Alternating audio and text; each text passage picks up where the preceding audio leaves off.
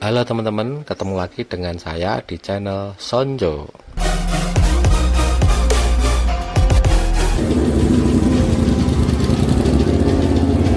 Channel yang menyajikan jalur-jalur rute-rute yang mungkin dapat menyegarkan mata Anda atau mungkin dapat menimbulkan kenangan di pikiran Anda.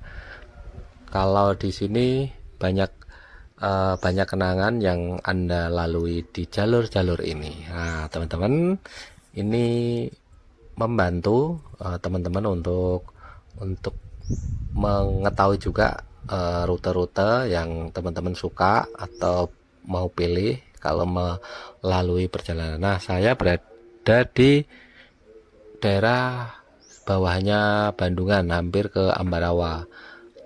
Tahu Bandungan apa? Kota apa? Kota Seribu Karaoke ya, teman-teman.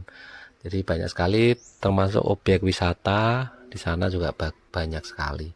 Ini saya menuju ke wilayah Ambarawa.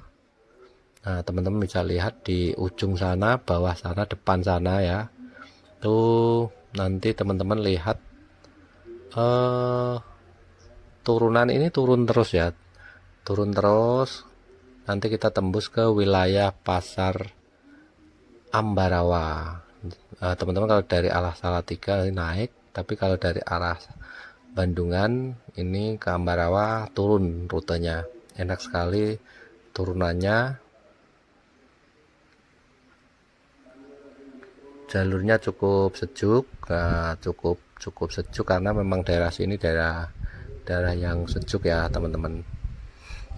Nah, ini di depan sana itu sudah terlihat view rawa pening.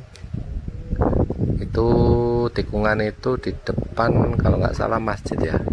Oh, belum terlihat ya. Jalannya cukup sepi ya, teman-teman, kalau daerah sini. Oh, yang ngomong-ngomong rawa pening, siapa yang pernah ke rawa pening?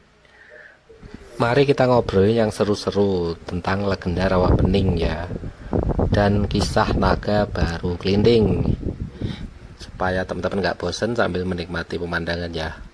Legenda rawa pening itu cerita zaman dulu yang mengisahkan terbentuknya danau rawa pening ya, teman-teman. Nah, legenda ini menceritakan sepasang suami istri bernama Ki Hajar dan Nyai Selakanta yang tinggal di desa Ngasem di lembah antara Gunung Merbabu dan Telomoyo.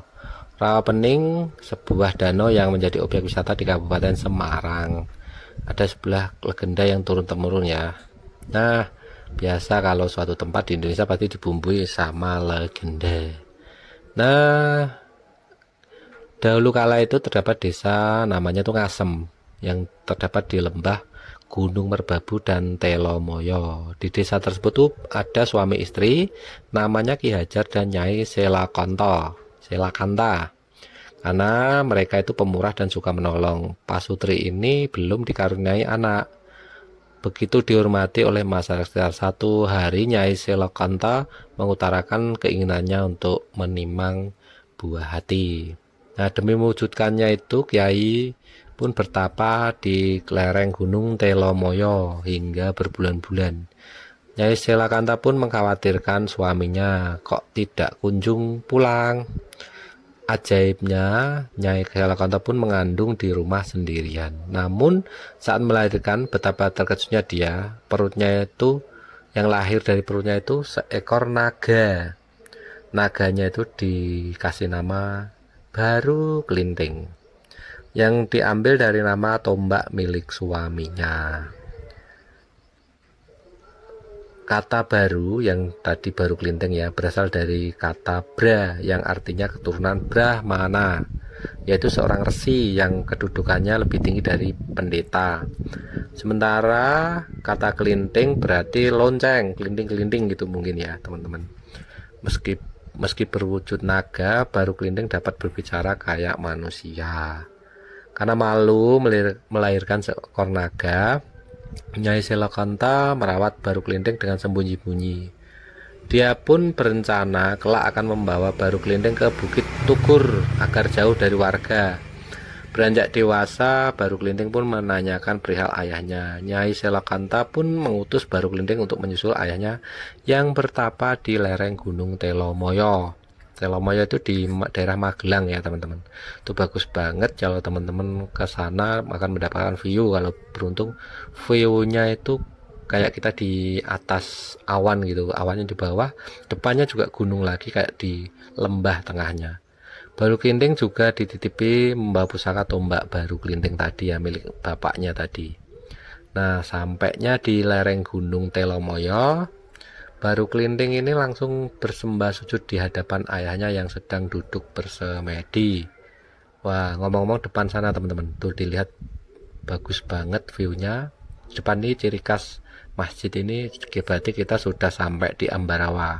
Masjid yang tinggi tuh ada susunannya kanan jalan itu teman-teman. Berarti teman-teman sudah mulai memasuki wilayah Ambarawa. Ada sampai di bawah ya. Kita lanjut ceritanya. Nah, kemudian Baru Kelinting sampai mana tadi? Oh, sembah sujud. Nah, akhirnya Ki Hajar tidak percaya jika anak tersebut adalah anaknya. Baru Kelinting kemudian menunjukkan pusaka milik Ki Hajar. Baiklah, aku percaya jika pusaka Baru Kelinting itu adalah milikku. Nah, itu perkataan ayahnya. Tapi bukti itu belum cukup bagiku. Jika kamu memang benar-benar anakku, coba kamu lingkari Gunung Telomoyo ini. Itu apa namanya, kisah Baru Kelinting. Jadi ularnya disuruh melingkari Gunung Telomoyo. Tapi memang Baru Kelinting ini sakti. Ya, jadi bisa melingkari Gunung Telomoyo. Ini sudah sampai ya teman-teman di Pasar Ambarawa. Ramai banget ini Pasar Ambarawa. Di bawah pasar sana itu udah rawa pening teman-teman, di bawah sana. Nah, kemudian akhirnya mengakui ya kalau dia itu anaknya, meskipun berbentuk naga ya. Akhirnya memerintahkan Baru Kelinting bertapa di Bukit Tugur agar tubuhnya berubah menjadi manusia. Sementara itu ada sebuah desa bernama Patok yang sangat makmur. Namun penduduknya itu angkuh. Penduduk desa Patok bermaksud mengadakan pesta sedekah bumi setelah panen. Mereka pun berburu binatang di Bukit Tugur. Singkat cerita, mereka rame-rame menangkap Baru Kelinting dan memotong-potong dagingnya untuk dijadikan hidangan pesta. Nah, kemudian warga sedang asik berpesta, datanglah seorang anak laki-laki penuh luka berbau amis. Anak itu adalah penjelmaan Baru Kelinting. Dia meminta makanan, namun warga desa justru memaki dan mengusirnya. Anak itu pun meninggalkan desa. Di tengah perjalanan bertemu dengan janda tua bernama Nyi Latung. Nyi Latung mengajak Baru Kelinting ke rumahnya dan memberikan makanan. Nah, teman-teman bisa ambil pelajaran ketika ada orang kotor, dekil dan sebagainya, teman-teman jangan mengusirnya atau tidak memberikan apa-apa kepadanya. Bisa jadi itu adalah malaikat penolong teman-teman ya teman-teman. Kita nggak tahu siapa yang dikirim Tuhan untuk memberikan berkat, tapi menguji dahulu. Itu ya teman-teman, itu pelajaran yang bisa dipakai. Tapi ini bukan masalah tentang berkat, tapi tentang ketulusan hati dan hati untuk memberi orang lain, berkorban untuk orang lain ya teman-teman. Nah, kemudian dalam perbincangan lanjut ya, Baru Kelinting menyarankan warga memberi pelajaran agar warga diberi pelajaran ya. Dia meminta Nyi Latung jika mendengar suara gemuruh untuk segera menyiapkan alat menumbuk padi dari kayu alias lesung. Baru Kelinting pun kembali ke desa itu dengan membawa sebatang lidi. Di tengah keramaian, ia menancapkan lidi ke tanah. Dia minta warga mencabut lidi yang ditancapkan. Tak seorang pun mampu. Nah, dengan kesaktiannya itu Baru Kelinting bisa mencabut lidi itu dengan mudah. Begitu lidi itu tercabut, suara gemuruh pun menggentarkan seluruh isi desa. Air pun akhirnya menyembur ke atas, keluar dari bekas tancapan lidi itu. Semakin lama semburan air semakin besar sehingga terjadilah banjir besar. Semua penduduk desa itu tenggelam. Desa itu pun berubah menjadi rawa atau danau. Nah, itulah asal usul bukan asal usul ya, legendanya rawa pening. Baru kelinting lalu menemui Nyi Latung yang sudah menunggu di atas lesung yang berfungsi sebagai perahu. Dia selamat bersama nenek itu. Baru kelinting lalu kembali menjadi naga untuk menjaga rawa pening. Nah, itulah legenda yang ada di rawa pening. Jadi teman-teman sering melihat, ada yang mendengar cerita legenda ada ular di rawa pening. Itu sih mungkin karena terpengaruh oleh legenda, jadi akhirnya kita agak terbawa ya, tersugesti dengan cerita itu kalau pandangan saya sih sebenarnya. Nah, teman-teman, dari semua itu kita harus melihat pesan moralnya ya, teman-teman. Kita harus menghargai orang lain di sekitar kita, itu poinnya, sama memberi berkorban.